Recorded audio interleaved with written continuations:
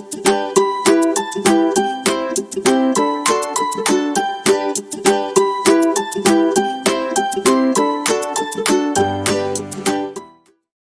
everyone, it's Joe. Welcome back to the channel. So today's project, I'll be using the following products from Penguin Palace. The first item here is the Hello Sunshine Stencils 360. I'll be mainly using the 8-inch barrel stencil there. The stamp set Heartfelt Notes. The sentiment is We're in this together.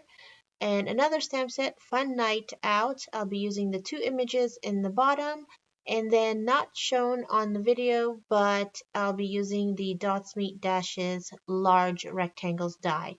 So here I already have the Stencils 360 tool laid out on my workspace. I cut white cardstock.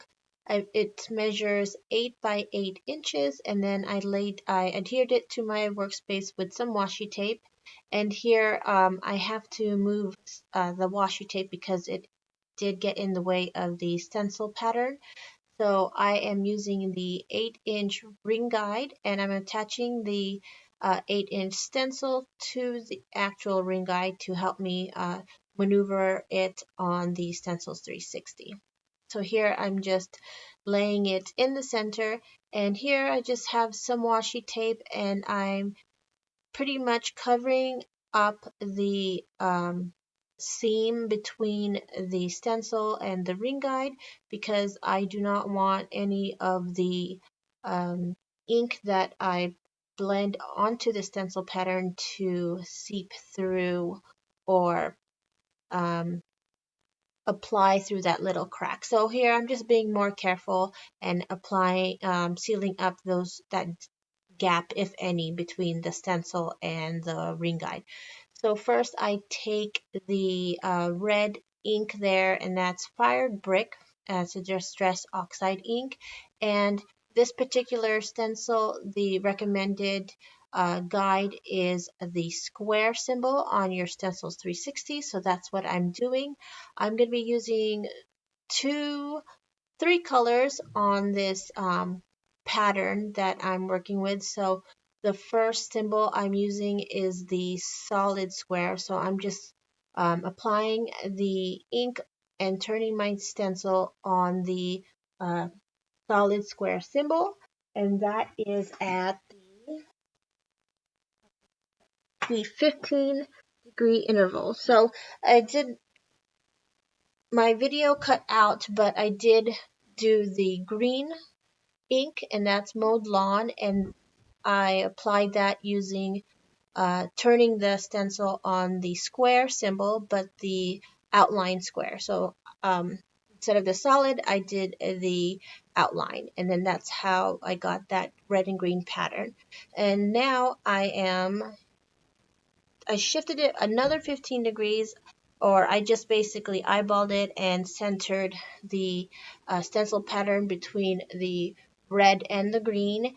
And here I have a well-used, well-loved Versamark ink pad, and I'm using a finger sponge dauber to apply the Versamark. So I lay down the stencil, and then I go ahead and apply the Versamark ink to the first round of stencil pattern there. So here I go ahead and again I applied the Versamark ink. I took out the stencil, and here I have some gold embossing powder. So I sprinkle it one by one on the place that I applied the Versamark, and I'm just using a small uh, paintbrush to brush off the excess embossing powder. So this is the first time I'm trying the embossing powder with this Stencils 360. So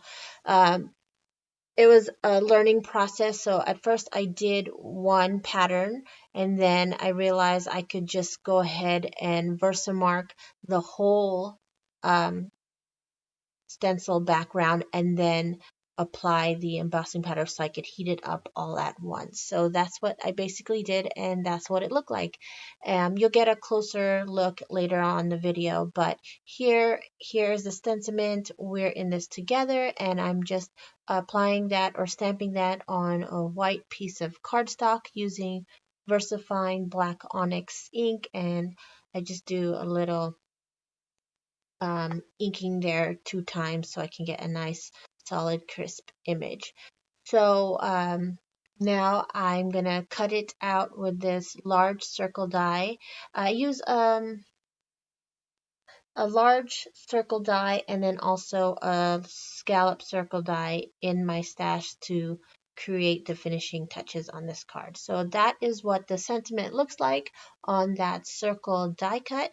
Here is my card. It is a A2 size, 4 1/4 by 5 1/2. And here you can see I use that dots meet dashes rectangle die, and I cut the stenciled pattern that I created out, and I did it a little bit off center because I like that look. And yeah, so here is that scallop circle that I used to cut out this red mirrored cardstock, and I created like a little tiny frame. And here I couldn't decide whether I wanted to pop it out or keep it pretty much a flat card. So I was a little bit indecisive, going back and forth and trying to figure out how to apply it. I was initially going to not apply that stamped circle to the card, but stamp the sentiment directly onto the card, but I wasn't sure if it was going to be centered or what have you. Anyways, so what I decided in the end was to just keep it flat. So here I use a liquid adhesive pen to apply that thin scallop frame, and I go ahead and lay it on my card. Then I go ahead and just cut off the excess frame that's sticking out. Then next I get some, well, first I get the sentiment, the circle sentiment, put it on my card and get a pencil and mark where I'm going to trim off that excess. So I go ahead and trim it off, and then I apply it directly to my card with some tape adhesive. So if you like a plain and simple card, you're finished. But me, I wanted to add some jewels to the card, so I have some red jewels here, and I'm applying it to the top right 3 and then onto the bottom left. I'm a little bit off frame, but I do apply 3 to that corner there. So you can call this card complete, but I wasn't happy with it being too plain. I could have left it, but I just wanted to add more stuff. So that is actually what it looks like. You could leave it like that, or do what I did, which was add these cute little images. This is from the Fun Night Out stamp set, and I am just going to talk through the coloring process here. So those are the 3 colors I used for red. It's R22, R24, R27. These are Copic markers. The ink I used to stamp the images was the Memento Tuxedo Black ink. The paper is Nina 80-pound Solar White cardstock. And then for the green, I used YG03, YG63, and YG67. It's such a small image. I didn't focus too much on the blending, but I just wanted a little bit of detail there. So then next I used the same color combo to color their skin/fur. It's W1 and W3. So I do a little bit of shading so that they stand out a little bit. The cheeks I only used one color, and that is R81. So that completes those 2 cuties there. Oh, and then I also used the red on her bow. And then I go ahead and cut them out. And then those 2 little guys are ready to go on my card. So that is the coloring process for those two. And then here is the card again.